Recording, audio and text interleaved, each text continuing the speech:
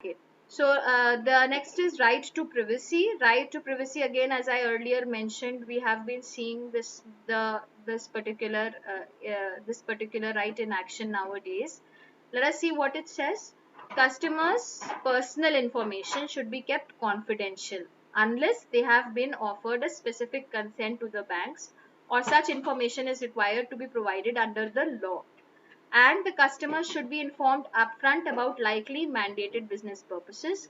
Customers have the right to protection from all kinds of communication, electronic or otherwise, which infringe upon the bank's privacy. So, see, what is happening here is that the customer's personal information should be kept very confidential. Again, I will give you the same example of Sushant Singh Rajput and Riya Chakravarti controversy.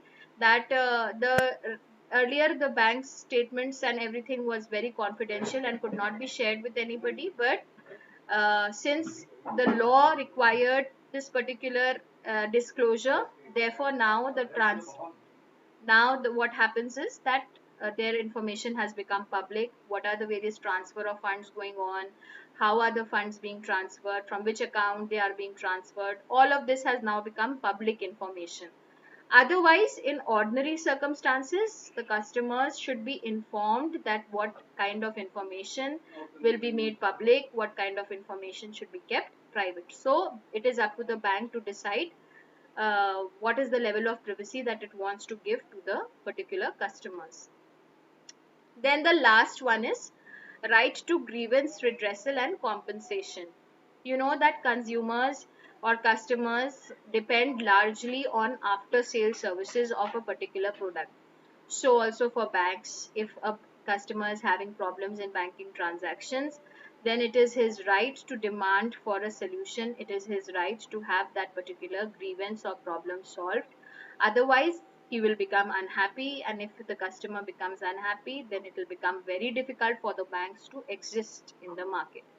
So customer has a right to hold the bank accountable for the products that are being offered, and to have a clear and easy way to have any valid grievances redressed. The provider should also facilitate redress of grievance streaming from its sale of third party products. Okay, that is just something that you might ignore. Banks must communicate its policy for compensating mistakes, lapses in conduct, as well as non performance or delays in performances. And the policy should very clearly spell out the rights and duties of the customer. So, if the banker is having difficulties in processing a loan, it is taking too much time, or a withdrawal of cash is taking too much time, or if the server is down, or if the printer is not working, even something as trivial as these, it all requires proper explanation and proper liabilities that the bank must bear in order to in order to maintain a good healthy relationship with the customer. So these are the various rights of the customer: right to fair treatment, right to transparency, fair and honest dealings, right to suitability, right to privacy, and right to grievance redressal and compensation. So, if I was to, so let me see if nothing else is left. Yes. So this is the basis of the rights of customers. So this is what I wanted to discuss in today's class. Now, if I will very quickly show you, I want to show you also that what are the basic, what does a customer rights policy look like. So I'll share screen again, and this is a document which I have downloaded from Bank of India's website.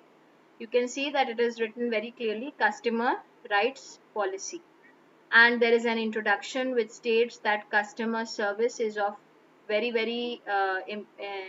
great importance for all the banks, because induction of new customers and retention of existing customers is both very important for all the banks.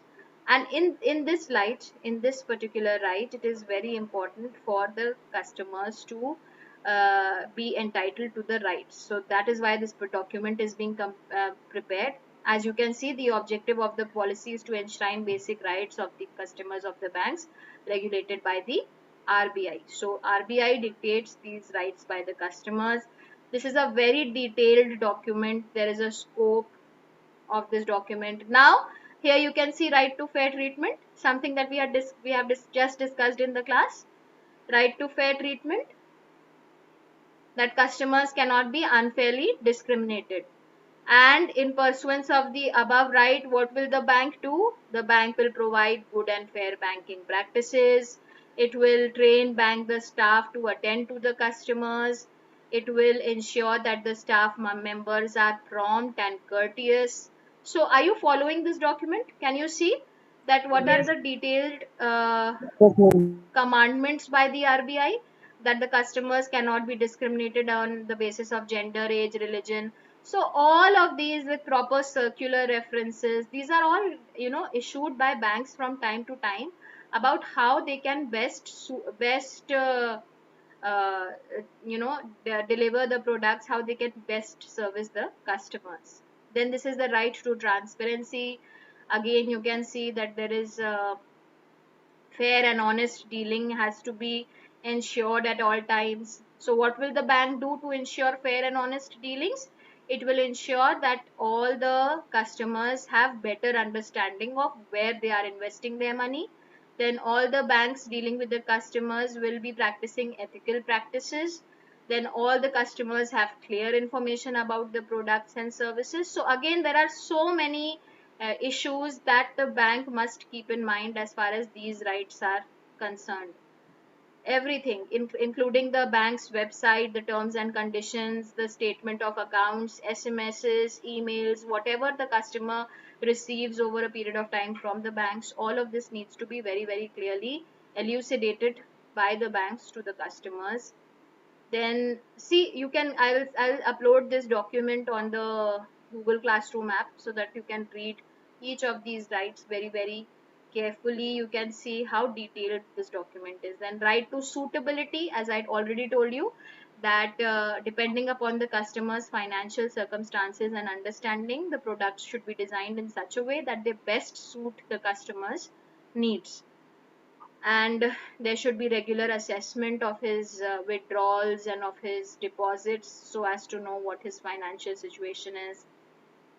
Then there is right to privacy, again, that there should be proper secrecy that should be maintained. And if a customer has mandated a third party to access his accounts, then the banker should honor the customer's requirements, so on and so forth. Then the right to grievance redressal and compensation, all the problems that are being faced by the customers need to be addressed ASAP. They need to be done as quickly as possible so that the customer has no scope for complaint.